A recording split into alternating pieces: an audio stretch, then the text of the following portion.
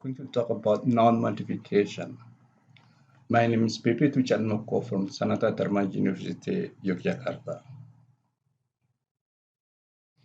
If we want to talk about English noun modification, we have to identify two types of modifier. There are two types of modifier in the formation of English noun phrase. The first is pre-modifier, which comes before the head. And then we have the post-modifier, which comes after the head. In English, we have several kinds of pre-modifiers, and these are the most common four pre-modifiers. These are the most common modifiers in English. We have four kinds of pre-modifiers, which are very common in English. The first is determiners, and then we have adjectives, nouns, and verbs. Now, we have verbs. Now, let's talk about them one by one.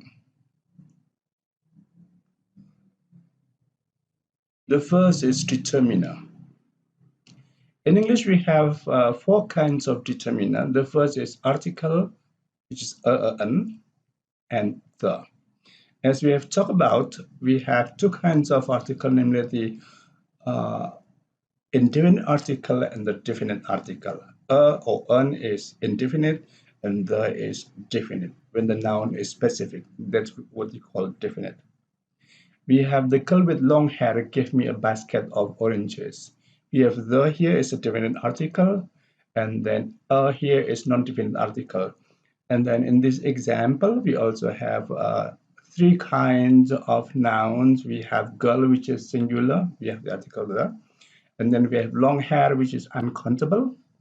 And we have a basket, which is also singular again. And then oranges, which is plural. So in English, we have two kinds of nouns. Countable and uncountable, and then the countable can be divided into two kinds, namely the singular like girl and oranges, which is plural. And then we have demonstrative pronoun. We have like, I hope this proposal will be approved. So I hope this proposal will be approved. So this here is the demonstrative pronoun. We have four demonstrative pronouns in English: this and that, which is for singular, and those or these and those, which are for plural. Then we have possessive pronouns. We have a set of possessive pronouns. We have my, your, they, his, her, and it. Here in the example, we have her. Jenny left her book at the library. Well, Jenny is very forgetful. And her here refers to Jenny. So Jenny left her book at the library. Most likely, her here refers to Jenny. So once again, we have a set. We have about, is that 6? My, your, her, his, it, and their. That's the English possessive pronouns. And then we have quantifiers, which shows numbers or quantity. We have the example here: not many students wrote their paper without any mistakes. Not many students wrote their paper without any mistakes. Here we have the quantifier many, but here not many wrote their paper without any mistakes. So, well, they are students. They're just in the first semester. Probably they still make mistakes. That's okay. But here, not many students, meaning a great number. And then any mistakes, any mistake can be grammar or spelling, but not many students wrote their paper without any mistakes. While in the future, we hope that they can have fewer mistakes. And then we have the second kind of pre-modifiers are adjectives. As a pre-modifier, an adjective may show the quality, size, color, or other attributes of the noun. We have, here's a difficult topic to write. Well, it's a difficult topic to write. Don't worry, I will not give you a difficult topic on the first assignment, writing something. He has a difficult topic to write. Difficult here is an adjective. They live in a big house. So big here is also an adjective, and it comes before house. He usually has a white shirt for work. Well, this must be in the Jokowi era, because white shirt is very common in the Jokowi era. In the previous series, we have their suits. Here, an adjective with a stable attributes usually comes close on the head. So, well, if you have an adjective which is has a stable attributes, it usually comes close on the head. But any non-stable or rather personal subjective attributes, probably they come rather far away from the head if we have also a stable attribute. For example, here Rita has a beautiful blouse. Rita has a beautiful blue blouse. The attribute blue for a blouse is more stable than beautiful. Well, meaning beautiful is rather personal, but what is blue for me is also probably also blue for you. But what is beautiful for Rita is probably not beautiful for me. Well, of course, if Rita is beautiful, then the blouse is much also beautiful. So here, blue here is more stable than blouse. Blue here is more stable than beautiful. Beautiful is rather personal, but blue is stable and probably no differences among people or speakers uh, on the meanings of blue. Only one meaning, but beautiful probably it depends on the personal judgment. Another example, they built a luxurious big house in Kaliurang. So big house, I think if we talk about a big house, then it's rather stable. The criteria of a big house is rather stable. But luxurious way, probably what is luxurious for you is not luxurious for me, or what is luxurious for me is not luxurious for you. So luxurious here is rather subjective. So in this case, if we have an adjective which shows a more stable, non-personal, they usually come before, right before the head. Blue blouse, big house. And then still about adjectives, we have an adjective showing an important attribute comes closer to the head. So that's according to the speaker's opinion. She bought a beautiful, expensive house. So according to the speaker, expensive here is more important than beautiful, and therefore we put expensive before bag. But if we think that beautiful is more important from the bag to her, probably also to me, then beautiful comes right before the bag. Expensive is less important than beautiful. So the more important an adjective for the noun head, the closer it comes to the head. What about if they are equally important? Well, if they are equally important, then we use the word and. She bought a beautiful and expensive bag. He is a clever and handsome student. So these two criteria are equally important. It's not useful if you have a clever student but he's not handsome. If you have a clever classmate but he's not handsome, probably you will not get along with him easily or nicely. So clever and handsome here are both important for the criteria of a student if you want to get along with. But that's hard to find, right? A clever and handsome student. The same as a clever and beautiful student, probably. And then we also have nouns. As a pre-modifier, a noun may show the material, the content, the origin, or other information like in the following. She has a beautiful silk dress. She has a beautiful silk dress. She has a plastic bag. She has a leather bag. That's a silk dress, plastic bag. The noun over there shows the material of dress, bag, and so on. I I rarely read fiction books. Well, I'm too busy with my work. I'm too busy with my study. Fiction books are only for, well, people who do not have much work to do. So fiction here shows the content, fiction books. I rarely read fictions book, but I like love stories. I like drama films. You have drama, and if you say drama films, that the content of the films are drama. The village women work very hard for their life, on their family. Yes, we have so many village women who start their work at 4 o'clock and they have to go to the market helping other people to carry uh, their shopping. So the village woman who comes from the village, work very hard for their family. Village here shows the origin. So we have so many kinds of meanings in relation between the noun modifier and noun head.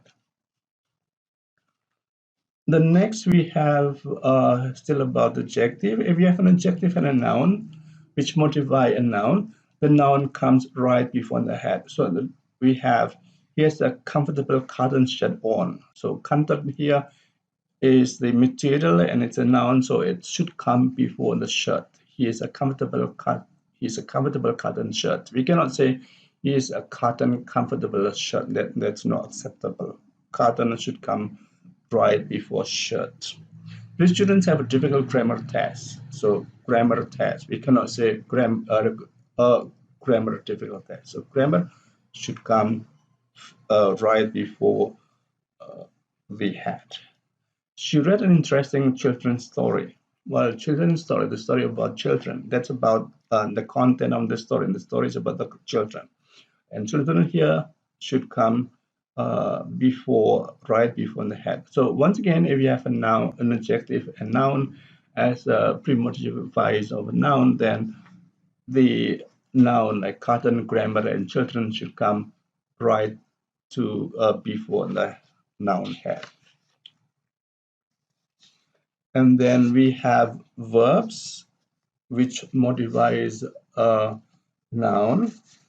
Well, a verb can be in the ing form or in the en form as a pre-modifier.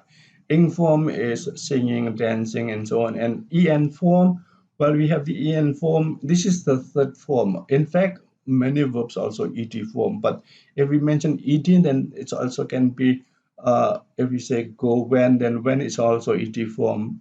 So ed here, we have the term en here because many third form of verbs ends with en. You have broken, shaken, taken, given. So those are the form which can modify a noun. In the following sentences, the nouns have an ing form as its modifier. Who is the dancing teacher? Who is the dancing teacher? So the teacher is dancing. Who is the dancing teacher? That's a verb in the ing form and it modifies teacher. Who is the dancing teacher? I didn't want to share a room with a snoring person. Well, can you imagine sleeping with a snoring person? When he sleeps, he snores. So this is an active activity when he sleeps. So I cannot bear that. I don't want to share a room with a snoring person. So snoring here modifies a person. And then we have don't disturb a sleeping dog. That's a dog which is sleeping. A dog which is sleeping at the time of the talking. So the dog is really sleeping. So in this case, these are verbs because they shows action. A dancing teacher, the dancing teacher is a teacher who is dancing. A snoring person is a person who is snoring. A sleeping dog is a dog which is sleeping. The verb shows an action. That's different from gerund. We can also have gerund or a noun in the ing form. And it is the same as ing form. But in this case, they do not show action. You need a sleeping bag to go camping. So it's a bag for sleeping. The bag does not sleep. So a sleeping bag is a bag for sleeping. And sleeping here is not, it doesn't show the action of bag. And then you have, do you think this is a good camping ground? Camping ground. Camping here is also a gerund. This is the ground for camping. We cannot say this is the ground which is camping or this is the bed which is sleeping. So if we cannot say which is in the ing form or who is in the ing form, then that's a gerund. So once again, a gerund is not a verb. If it is a verb, then you can say a teacher who is dancing, a person who is snoring, a dog which is sleeping. And then we can have a verb in the en form, like in the following. We will have a written test. The burnt house belonged to a rich person. Well, I think this is a spelling mistake. So you see, I myself also make mistakes. Well, I was not careful in preparing this and I have not checked well. So it should be belongs, not belong. The burnt house belongs to a rich person. Who can fix my broken heart? Oh, poor me. I have a broken heart again. My girlfriend left me 3 months ago because she has finished her study. Well, that's only a story, a makeup story. Here, written test is a test which is written. A rich person, a burnt house, a house which is burnt, and a broken heart is a heart which is broken. So these are active. It has a passive meaning. A written test is a test which is written. But here also it shows a characteristic. So a written test is different from an oral test. So a written test is a test which is written, and it's more characteristics of the noun. You have the verbs in the end form have a passive meaning. Written test, burnt house, and broken heart. This contrasts with an ing form which has an active meaning. Who is the dancing teacher? So who is the dancing teacher has an active meaning. Then we have the second kind of noun post-modifiers, namely the post-modifiers. We have also several kinds of post-modifiers, but here we only take the four most common constructions which are used as post-modifiers. The first is preposition phrase. So we have a preposition phrase as a noun post-modifier. And then we have an adverb phrase or adverb, sometimes it's adverb phrase. And then we have a verb phrase again, it's like the pre-modifier, we also have a verb phrase. And then we have relative clause. And the first is preposition phrase. You have like a preposition phrase functions to modify the noun like in the following. The food on the table smells very delicious. So you have the food, and on the table here is a preposition phrase, and it modifies food. The food on the table smells very delicious. Can you smell it? Well, if you cannot smell it, probably you have the problem with your sensing of your nose. Probably you need to see a doctor. That's a symptom of the COVID. So the food smells very delicious. On the table modifies food. All the short stories in the book are interesting. In the book here modifies stories. All the short stories in the book are interesting. In the book is a preposition. A preposition phrase starts with a preposition. Many students in my class like linguistics. Well, not in this class. In my morning class, many students in my class likes linguistics. Linguistics is the science of language. If you have brothers and sisters who are interested in linguistics, you can tell them to come to Sanata Dharma and study linguistics. We have good program of linguistics in Sanata Dharma, and I'm one of the lecturers. And then we have examples here. The choice of a preposition depends on the meaning and on the noun after it. So let's see. You have at 2 o'clock, 2 o'clock on Monday, on March the 10th in 2021. So at 2 o'clock, if you have time, we use at. If you have Monday, we use on. If you have the date, we have on. But if you have year, we use in. So if you have months, it's also in January, in March, in November, at 2 o'clock on Monday, on March. So at is a little small, and then in is probably a bigger range. So at 2 o'clock on Monday, on March 10 in 2020 or something, in 2120, something, 2021. And then you have by 10. This is by 10 means before 10, 10 and the latest. If you submit your assignment at 10:15, that's already late because the deadline is by 10. By 10 means before 10, 10 and the latest. On time means as it is scheduled. If you come at 2 o'clock, then you come on time. If you come at 2:10, you do not come on time because the class should start at 2, but you still can come in time if the class has not started. You can say, but I come in time. So you come in time when the class will start. You came late because you do not come on time, but you do not come late because the class has not started yet. So in time means it's right for the activity to start, but on time is as it is scheduled. And then we have adverbs. An adverb shows the place An adverb which shows a place or time can also modify a noun, like in the following sentences. You have the temperature outside is very cold. The sentences above are all correct. The sentences above are all correct. You have all the classes yesterday were cancelled because of the flood. You have outside is an adverb of place, outside and inside, above and below. So above and below, the below sentences, the sentences below.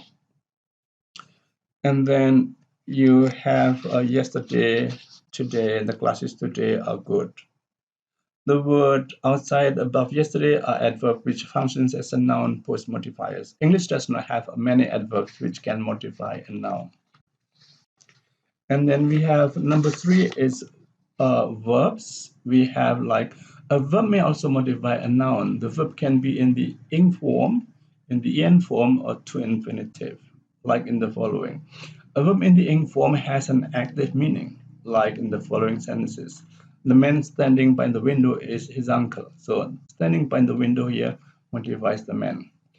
Uh, the man who is wearing a jacket. Who is the man wearing the jacket? So wearing the jacket here modifies the man. The girl smiling to you really looks nice. Well, she beautiful and she smiles at you. So the girl smiling to you really looks beautiful. I believe that. And then the construction with the verb in the ing form is we choose adjectival clause. So the man standing by the window is in fact comes from the man who is standing by the window. Who is the man wearing a jacket comes from the man who is wearing a jacket, and the girl smiling to you is from the girl who is smiling to you. And then we have the second form of verbs. We have verbs in the end form, which modifies a noun and has a passive meaning, like in the following. The topic discussed in the book are interesting.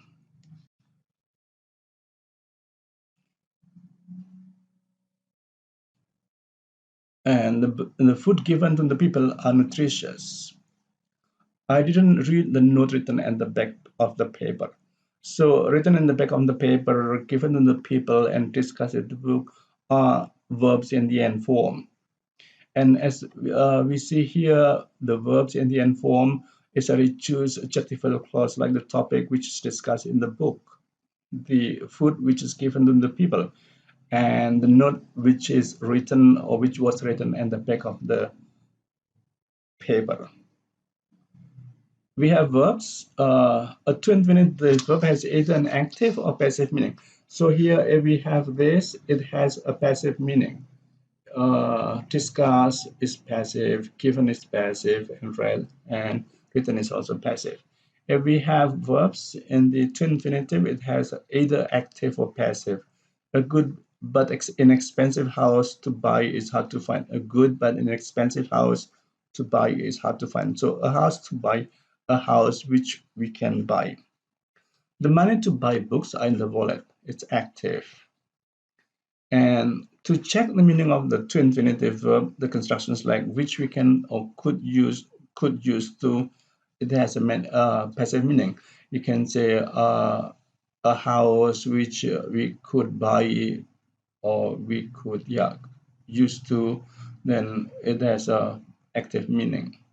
The money to buy books, the money which we can use to buy, that's passive. But if you say the money or the house where we can buy or we can buy, that's passive. It's active, like I need a place to stay and I stay in the house. So this is a place to stay is has active meaning. Or adjectival clause. A clause may also function to modify a noun. Such a clause is called a relative clause or adjectival clause because it functions like an adjective. So the function of a relative clause is also like an adjective, namely to modify a noun.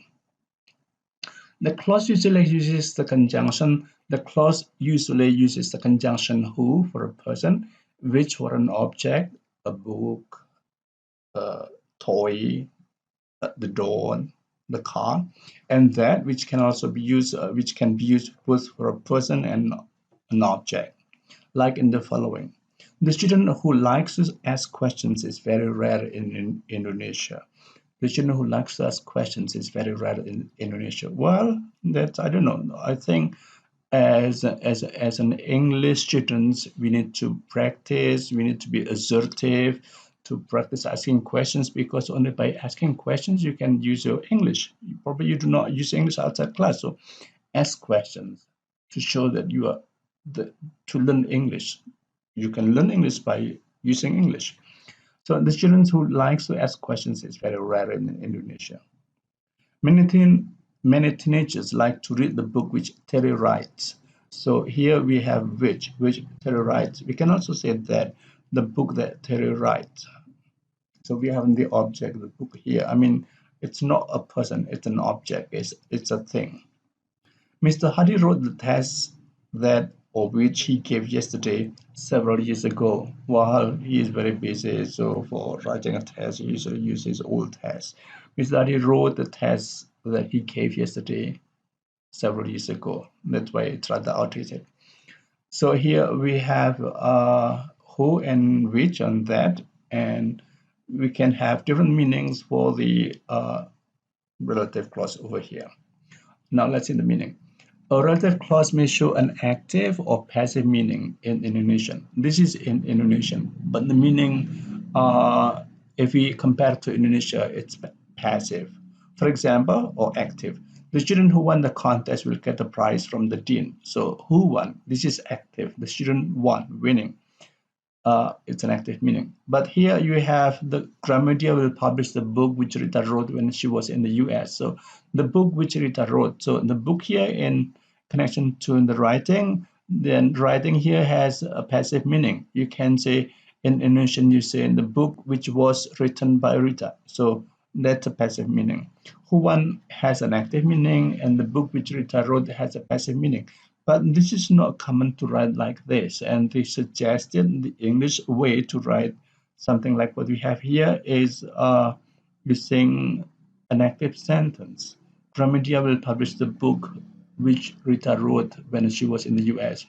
And if you say Gramedia will publish the book which was written by Rita, when that's not English, that's Indonesian English. So although it has a passive meaning, we use the active form in English. We use the passive meaning unless it's really passive, no agent. Gramedia will publish the book which was written by somebody or which was written during World War I or something like that. We have the agent is not known. Well, we have thorough discussions next semester about the adjectival clause. So I think this is enough for an introductory of relative clause in English, and we hope that you can already use adjectival clause as a noun modifier. Well, that's all. Thank you very much.